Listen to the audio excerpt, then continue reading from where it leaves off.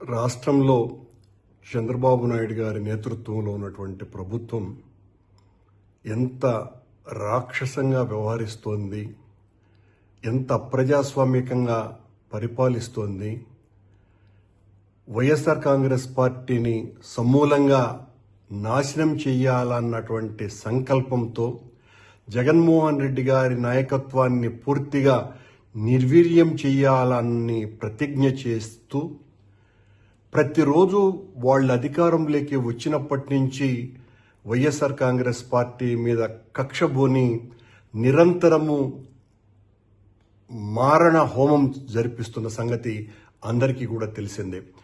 జగన్మోహన్ రెడ్డి గారిని బలహీనపరచటం ద్వారానే మనం అధికారంలో కొనసాగగలము అనేటువంటి ఒక ఆలోచనతోటి వాళ్ళ అధికారంలోకి వచ్చినప్పటి నుంచి వైఎస్ఆర్ కాంగ్రెస్ పార్టీ శ్రేణుల మీద అనేక రకాలైనటువంటి దాడులు దౌర్జన్యాలు చేయటమే కాకుండా ఆ ప్రభుత్వంలో పనిచేసినటువంటి మంత్రులతో సహా శాసనసభ్యులతో సహా నాయకులు కార్యకర్తలతో సహా అందరినీ కూడా వేధింపులకు గురి చేయటమే కాకుండా చివరకు ఐఏఎస్ ఐపీఎస్ అధికారులను కూడా వదలకుండా జగన్మోహన్ రెడ్డి గారితో వీళ్ళంతా కూడా అతి ముఖ్యంగా వ్యవహరించినారు అన్నటువంటి కారణం మోపి వాళ్ళనందరినీ కూడా తప్పుడు కేసులు బనాయించి జైళ్ళల్లోకి వేయటం మనం చూస్తున్నాం.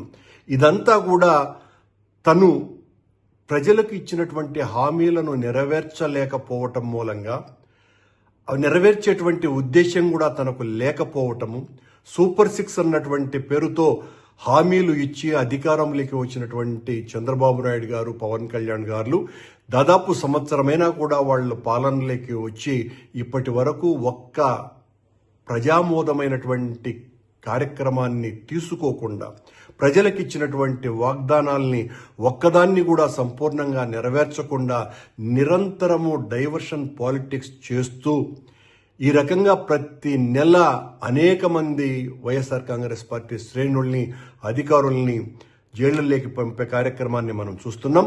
దీనికి పరాకాష్ఠగా నిన్న మద్యం కుంభకోణం అనేటువంటి పేరుతో చంద్రబాబు నాయుడు గారి ప్రభుత్వం సీనియర్ ఐఏఎస్ అధికారి అయినటువంటి ధనంజయ రెడ్డి గారిని అలాగే కృష్ణమోహన్ రెడ్డి గారిని అరెస్టు చేయటం ఒక పరాకాష్ఠ.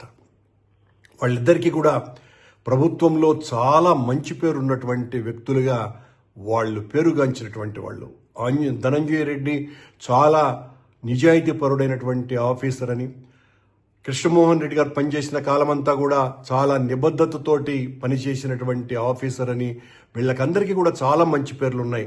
అలాగే ఐపీఎస్ ఆంజనేయులు గారు కావచ్చును, ఎవరైనా కావచ్చును, వీళ్ళకందరికీ కూడా వాళ్ళ విభాగాలలో అత్యంత మంచి పేరును సంపాదించుకొని వాళ్ళు ఉద్యోగం చేసినటువంటి వాళ్ళు.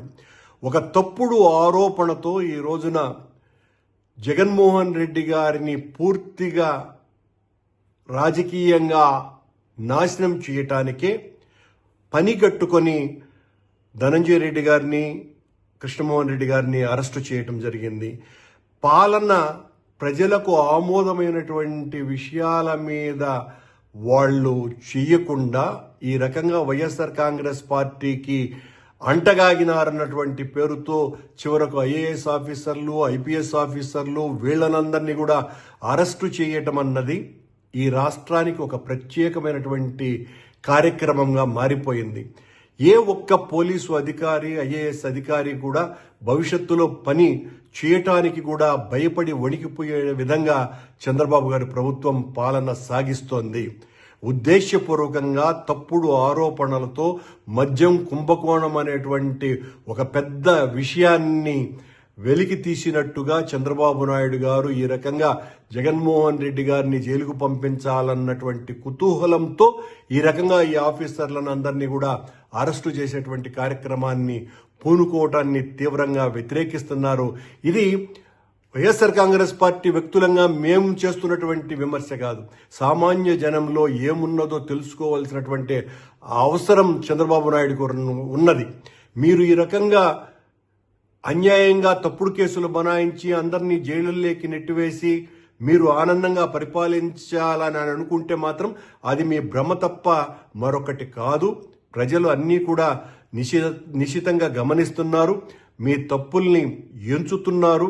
ఆ రోజున శిశుపాలుడి మీద శ్రీకృష్ణుడు తప్పులు ఎంచినట్టుగా ఈ రోజున మీ తప్పుల్ని కూడా ప్రజలు ఎంచుతున్నారు. మీరు ఒక్క హామీని కూడా నెరవేర్చకుండా ఎన్నికలలో లబ్ధి పొందటానికి జగన్మోహన్ రెడ్డి గారి మీద కావలసినంత వ్యక్తిగత పాలనాపరమైనటువంటి దాడులు చేసి ఊహలకందనటువంటి హామీలు ఇచ్చి అధికారంలోకి వచ్చిన తర్వాత ఒక్క హామీని కూడా నెరవేర్చకుండా ప్రతి 15 రోజులకు ఏదో ఒక రకమైనటువంటి డైవర్షన్, ప్రజలను పక్కదారి మళ్లిస్తూ వైఎస్ఆర్ కాంగ్రెస్ పార్టీ ప్రభుత్వంలో జరిగినటువంటి అన్యాయాలు ఇవి అని తద్వారా లబ్ధి పొందాలా అన్నటువంటి రాజకీయ ఆలోచనతో మీ పాలన కొనసాగుతున్నదే తప్ప సామాన్య ప్రజలకు చేయవలసినటువంటి మేలును గురించి ఒక్క క్షణం కూడా ఆలోచించకుండా ఎంతసేపు జగన్మోహన్ రెడ్డి గారిని, వైఎస్ఆర్ కాంగ్రెస్ పార్టీని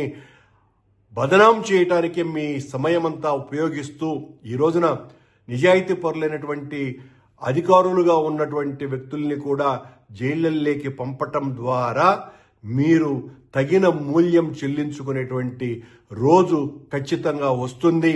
ఈ రాష్ట్రంలో ఈ రోజున అధికారులందరూ కూడా ఒక భయమైనటువంటి పరిస్థితుల్లోకి నెట్టబడేటట్టు చేస్తున్నారు. మీరు ఇప్పటికే చాలా మంది ఐఏఎస్, ఐపీఎస్ ఆఫీసర్లలో ఈ రకంగా ప్రతీకారంగా వ్యవహరిస్తే రేపు మన భవిష్యత్తు ఏంటి, ఈ రకంగా ప్రజల్లో చులకనయ్యేటువంటి కార్యక్రమం